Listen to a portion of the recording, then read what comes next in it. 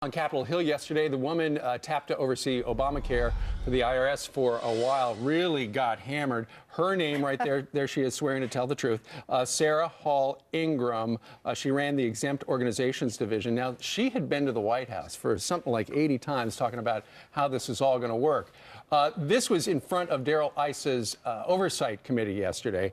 And while the Republicans had serious questions regarding the targeting of conservatives, and it is, and really, when you talk about poll numbers, the president's poll numbers really did start to turn with this IRS scandal, and it truly is a scandal. And that's why he quickly went out and had a press conference about it, say, listen, I want to get to the bottom of this. Right. And he has not gotten to the bottom of this. And Democrats have not been owned up to this. And Lois Lerner got paid not to work because of this. And then she got to resign in retirement because of this. So you got to imagine the heat would have been very high yesterday on Capitol Hill.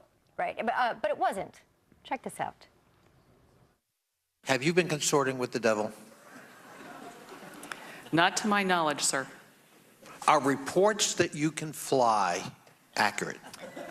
Greatly exaggerated, sir. Some of the last questions made it seem that maybe were done sort of in a joking manner, but this really is nothing to joke about. It's really kind of sad. It is kind of sad. Also, really sad. One of the headlines was that apparently the IRS exchanged confidential taxpayer information with the White House, which is against the law, obviously. I mean, you're looking at the woman who sat and headed up the IRS department that wrongly turned on Tea Party individuals and companies in terms of tax exemption. Yet her questioning is light and funny. This isn't a late-night program.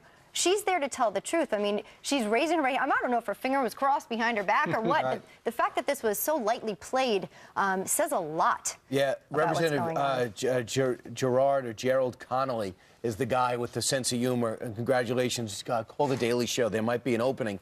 Dr. Ben Carson, who's now joined Fox News as a contributor, by the way, he was on last night. He was somebody who the IRS started magically auditing and investigating after his prayer breakfast speech in which he took on Obamacare. He's a neurosurgeon. He was not amused either.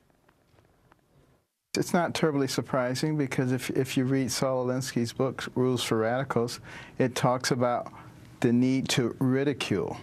It also talks about never having a real conversation with your adversary because that humanizes them, and your job is to demonize them.